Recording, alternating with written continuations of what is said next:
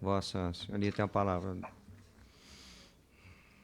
Eminente deputado federal presidente da Comissão de Defesa do Consumidor, deputado Celso Russomano, na sua pessoa e na pessoa do deputado Vinícius Carvalho, eu saúdo todas as deputadas e deputados dessa Casa Legislativa, saudar o eminente ministro Marco Buzzi, saudar a juíza Marília Sampaio e, na pessoa do ministro, na pessoa da juíza Marília, saudar todos os meus colegas de mesa.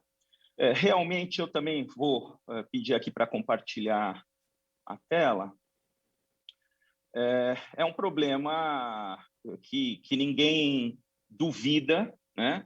Mas, com todo o respeito, este projeto aí se baseou em algumas premissas equivocadas e desconsiderou a vulnerabilidade do consumidor. Algumas das justificativas do projeto, alguns trechos, a maioria das pessoas tem a falsa premissa de que recorrer ao judiciário é melhor do que tentar a solução por meios administrativos.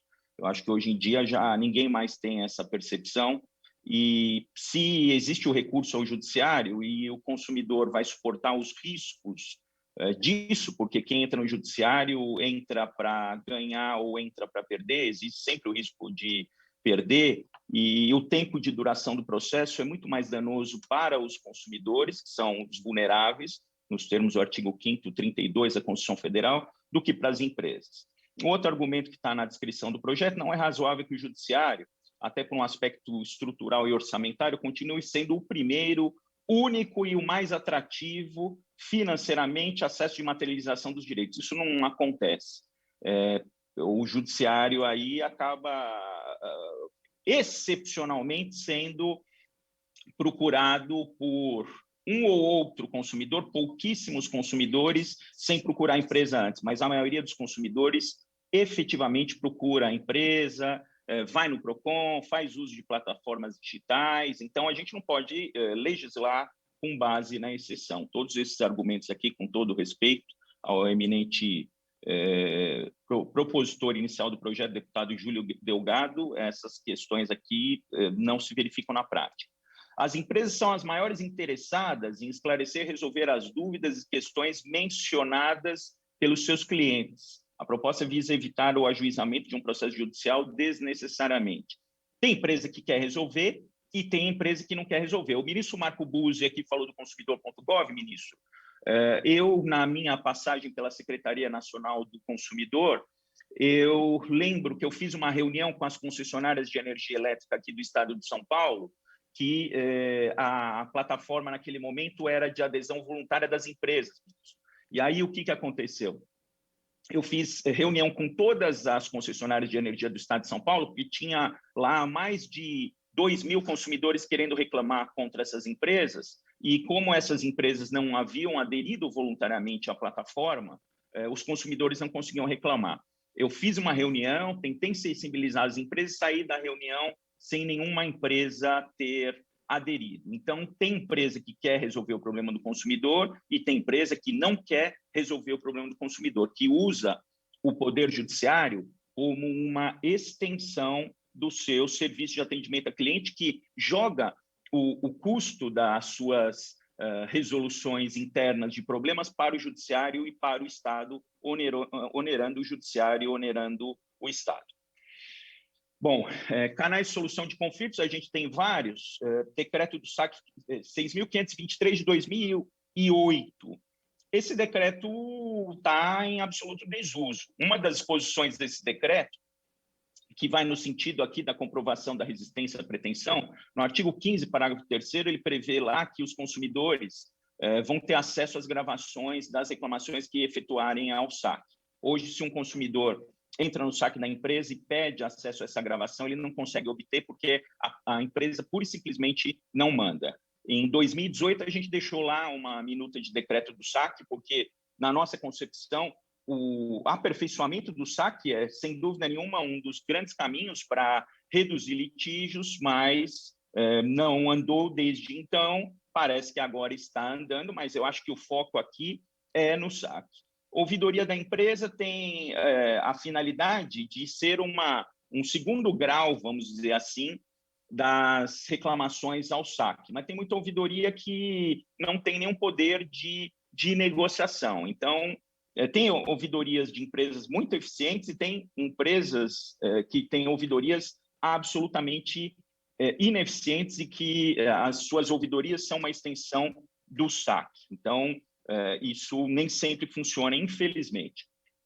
Consumidor.gov.br é uma plataforma excelente, mas tem algumas questões. Uma das questões que a gente reparou quando a gente estava lá na Secretaria Nacional do Consumidor é que não permitiu o acesso para advogados, dificulta o acesso de advogados. Seria interessante, ministro Buzzi, que os advogados, por exemplo, hoje um advogado que precisa notificar extrajudicialmente uma empresa, ele pode fazer isso via e-mail, via cartório extrajudicial, via carta com aviso de recebimento, por mais antigo que possa parecer. Seria interessante ter um canal de notificação dessas empresas direto dos advogados para as empresas, para que facilitasse, sim, a prova dessa tentativa de resolução extrajudicial, porque tem empresa que se esconde, tem empresa que não protocola, é só a gente fazer um teste. Vamos pegar aqui uma carta de reclamação, vamos numa loja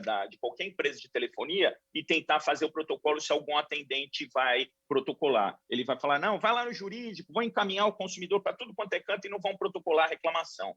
Então, efetivamente, o consumidor tem uma dificuldade enorme de provar essa resistência à pretensão. Exigir essa prova é uma prova diabólica. O consumidor não vai conseguir fazer essa prova na grande maioria dos casos, até porque a resistência à pretensão pressupõe uma resposta. E muitas vezes o consumidor reclama e não é pura e simplesmente respondido.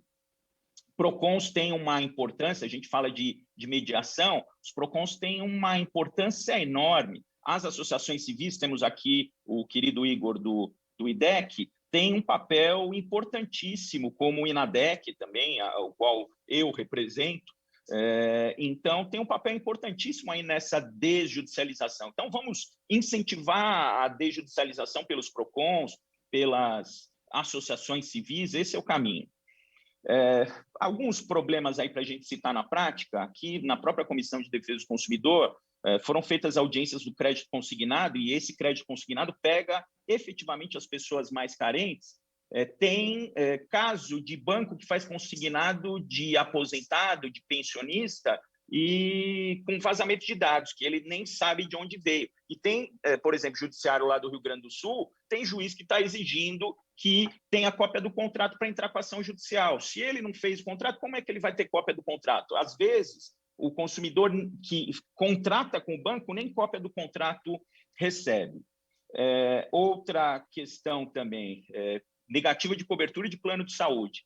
Quando se tem aí uma negativa de cobertura do plano de saúde, o plano de saúde vai falar assim, não, olha, eu estou negando o seu exame, estou negando a sua cirurgia, está aqui a carta para você me processar no Poder Judiciário. Eles não vão entregar isso. Então, a gente precisa ver o que o PROCON vê no balcão, precisa ver o que o consumidor vê no dia a dia, porque, na prática, isso talvez não funcione como se está se programando. A gente não tem dúvida que a intenção do Legislativo e a intenção de todos que estão aqui é a melhor possível, mas entre a teoria e a prática, as coisas às vezes não andam bem.